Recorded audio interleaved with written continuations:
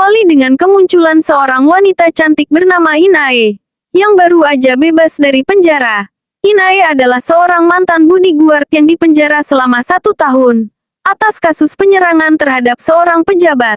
Sampai di depan rumah dia langsung disambut oleh adiknya yang bernama Hyun Ye. Wajahnya yang cantik ini, ternyata memiliki mental yang spesial. Selama ini mereka hanya hidup berdua. Karena kedua orang tua mereka telah tiada dan karena cuma inilah keluarga yang tersisa. Inae sayang sekali dengan adiknya itu. Dalam kesempatan itu Inae memberikan sebuah hadiah berupa penjepit rambut buat adik manisnya itu. Tentu saja, Hyun Jae senang sekali mendapatkan hadiah dari sang kakak tercinta. Sampai akhirnya mereka akan bergegas tidur. Adiknya memberanikan diri untuk bercerita ke kakak cantiknya kalau dia ingin berhenti sekolah. Tapi karena demi masa depan adiknya, Inae pun berusaha memberikan semangat kembali agar adiknya tidak sampai putus sekolah. Besoknya saat di sekolah, adiknya dibully oleh 3 teman sekelasnya. Dan ternyata inilah alasan kenapa Hyun Ae tidak mau masuk sekolah lagi. Lalu dari sinilah cerita No Mercy yang penuh adrenalin akan dimulai. Inae baru bangun tidur, menyadari kalau adiknya sudah tidak ada di rumah, karena sudah pergi ke sekolah. Sampai kemudian, Inae menemukan sebuah kotak yang isinya adalah sepatu high heel dan gaun berwarna merah. Ternyata dia sudah menyiapkan ini semua untuk kakak tercintanya. Bahkan di dalam kotak tersebut, juga terdapat sepucuk surat yang bertuliskan kalau adiknya itu sangat menyayangi Inae. Di sisi lain Hyun Jae yang ingin pulang, tiba-tiba dipaksa teman sekelasnya untuk pergi ke suatu tempat. Ternyata Hyun Jae diajak ke tempat karaoke sama mereka. Hyun Ae sebenarnya sudah memohon agar mereka mengizinkan pulang. Tapi mereka dengan santainya merekam kejadian itu pakai kamera HP-nya. Setelah merekam, mereka pun membawa Hyun Jae ke teman-teman laki mereka. Dari sinilah Hyun Jae mulai dimanfaatkan oleh para laki-laki itu. Namun faktanya, mereka hanya ingin mengambil uang pelanggan tersebut. Hingga akhirnya mereka pun ketagihan buat nyari duit. Dengan cara licik, suatu ketika, seorang pria yang memesan Hyun Jae ternyata adalah seorang preman yang brutal dan laki-laki itu bernama Sang Men. Jadi teman lelakinya tersebut yang ingin melancarkan aksinya itu justru malah gemetar ketakutan begitu berhadapan sama Sang Men. Mereka pun lari dan merelakan gadis malang itu disetubuhi oleh Sang Men. Di sisi lain, pikiran Inae mulai tidak karuan karena sang adik tidak pulang dari sekolah. Alhasil, dia pun mulai mencari adiknya dari sudut ke sudut kota. Tapi sampai matahari mulai terbit pun, Inae masih belum bisa menemukan adiknya. Akhirnya Inae pun ke di sekolahnya. Tapi lagi-lagi, dia masih belum bisa menemukan keberadaan adiknya itu. Sampai kemudian Inae menuju ke salah satu guru untuk memberikan laporan kalau adiknya sejak kemarin belum pulang. Bukannya prihatin, guru itu malah memarahinya. Karena adiknya yang berkebutuhan khusus itu disekolahkan ke sekolah umum bukannya di sekolah berkebutuhan khusus. Alhasil pedih dan kecewa Inae saat itu. Inae berjalan di lorong sekolah. Inae melihat teman Inae ke arahnya. Temannya yang tidak tega menunjukkan rekaman video saat adiknya lagi dibully tempat karaoke malam itu. Tentu aja Inae sudah terbakar rasa marah. Tanpa pikir panjang, langsung Inae mencari ketiga perempuan itu yang ada di dalam video itu. Begitu menemukannya, Inae pun langsung menanyakan di mana adiknya berada. Setelah mendapatkan jawaban, Inae langsung mendatangi teman pria mereka dan juga langsung menghajarnya sampai babak belur. Dan dari sini, dia akhirnya mendapatkan sebuah kartu nama yang merupakan milik Sang Men. Sementara itu Sang Man ternyata udah menjual adiknya ke sebuah tempat hiburan yang dimiliki oleh bos tempat itu. Inae langsung pergi ke alamat yang tertulis di kartu nama Sang Man. Setibanya di sana, ternyata yang membukakan pintu bukannya Sang Men, melainkan anak buahnya. Seketika, Inae pun langsung mengorek informasi tentang keberadaan Sang Men. Saat Inae mendapatkan informasi nomor plat mobil Sang Man, Inae pun segera pergi dengan membawa penyengat listrik dan mengambil kunci mobil yang ada di sana. Setelah sekian lama mencari jejak Sang Ma, akhirnya Inae berhasil menemukan mobil Sangman yang sedang terparkir. Ketika Salman pergi naik mobilnya, Inae pun segera membuntutinya. Di dalam mobil Inae mencoba menghubungi Sangman untuk memastikan keberadaan adiknya. Tapi pria ini bukannya memberitahu. Sangman malah minta uang tebusan.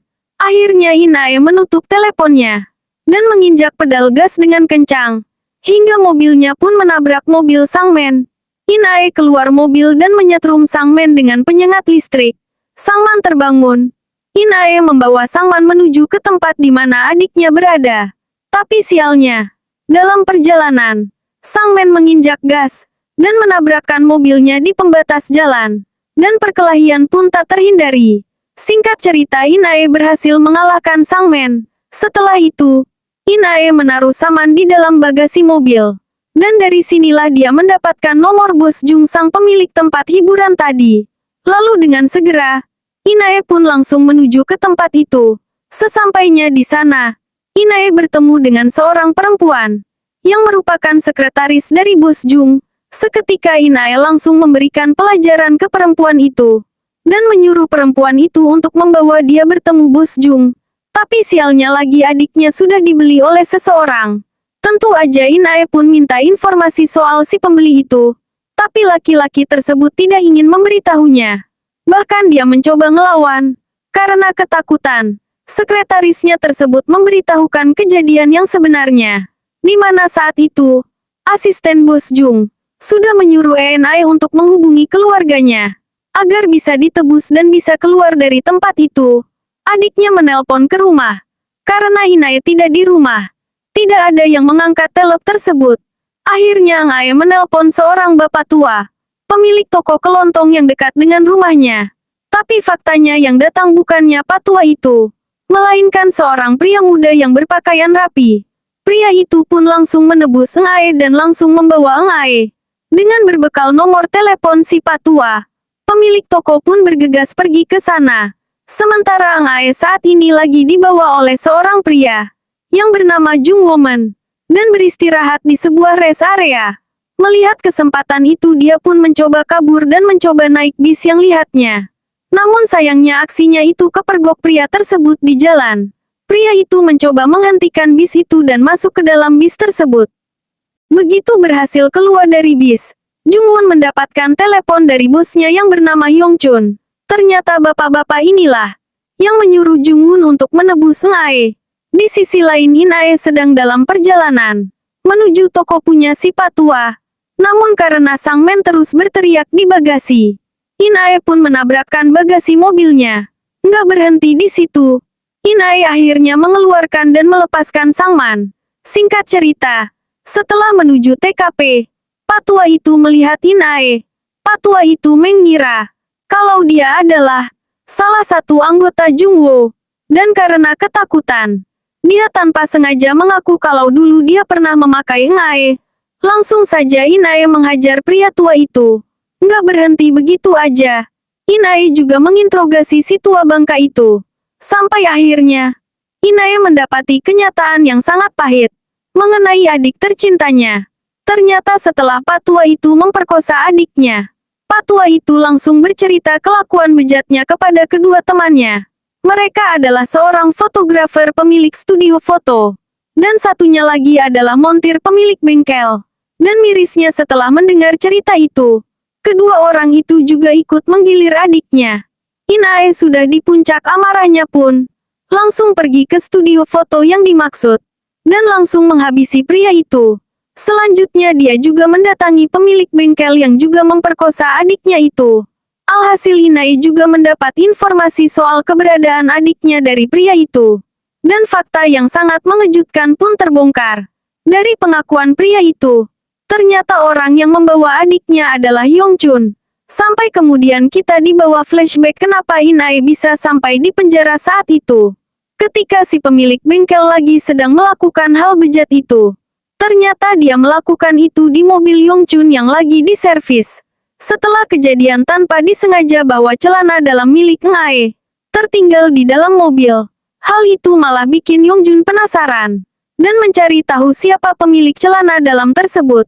Begitu dia tahu kalau itu adalah punya Eng Ae, Yongchun malah ikut-ikutan memakai adiknya tersebut. Di tengah semua problema yang dialaminya, ternyata Eng Ae tidak pernah cerita ke In Ei. Namun intuisi sang kakak yang ngerasa kalau ada yang gak beres sama adiknya, mulai mengikutinya. Sampai akhirnya kecurigaan ini terjawab. Lalu mobil itu membawa Eng Ae ke sebuah hotel. Untung aja pas udah hampir diperkosa, In Ae tiba-tiba muncul. Dan atas kejadian itulah, akhirnya In Ae dimasukkan ke dalam penjara. Dan setelah kejadian itu, Yang Jun masih dendam sama In Ae, dan berniat untuk menghilangkan nyawanya. Namun faktanya dulu Yong Jun tidak bisa untuk melakukan itu. Dan In Ae masih hidup. Dia pun menghajar dan menyuruh Jong Hoon untuk membereskan tugasnya itu. Kalau tidak maka Jung Hoon juga bakal dihabisin olehnya. Balik ke masa kini In Ae yang baru aja dapat nomor HP Jung Woo dari pemilik bengkel pun mencoba menghubungi Jung Woo. Dia memberikan kesempatan untuk mendapatkan adiknya kembali. In Ae harus bisa ngebunuh Yong Jun. Maka dia akan melepaskan adiknya. Tanpa pikir panjang, In Ae pun menyetujuinya. In Ae segera meluncur ke rumah Yong Jun. Sesampainya di sana, In Ae yang mau nembak kepala Yong Jun mendadak lengah, sehingga membuat pistolnya terjatuh, dan harus bertarung dengan anak buah Yang Jun. Setelah sukses mengalahkan anak buah Yong Jun, In Ae pun berusaha mengejar Yong Jun kembali. Yang Jun yang berencana kabur dalam kejar-kejaran itu, In Ae sempat menembak Yong Jun, dan mengenai tangannya. Tapi mobil In Ae malah terperosok, sehingga dia pun kehilangan jejak Yong Jun. Malam itu pun tiba Yang Chun sedang berkumpul dengan anak buahnya. Tiba-tiba gemetar melihat kemunculan In Ae. Dengan kecepatan penuh, In Ae langsung menabrakkan mobilnya. Di tempat Yong Chun sama anak buahnya berkumpul. Hingga akhirnya pertarungan pun tak terhindari. Singkat cerita, meskipun kewalahan, akhirnya In Ae mampu mengalahkan semua anak buah Yang Jun. In Ae tidak buang waktu lagi. In Ae langsung bergegas ke ruangan, tempat di mana adiknya diseka. Namun siapa sangka, di sana, sudah ada yang menunggu. In Ae mau tidak mau, pun harus bertarung sekali lagi. Akhirnya In Ae berhasil menghajar, dan terus menghujaninya dengan pukulan sampai mati. Setelah perjuangan yang begitu berat akhirnya adiknya pun terselamatkan. Terima kasih, subscribe, like and share, agar Bulan Cinta Channel bisa berkembang lebih baik lagi.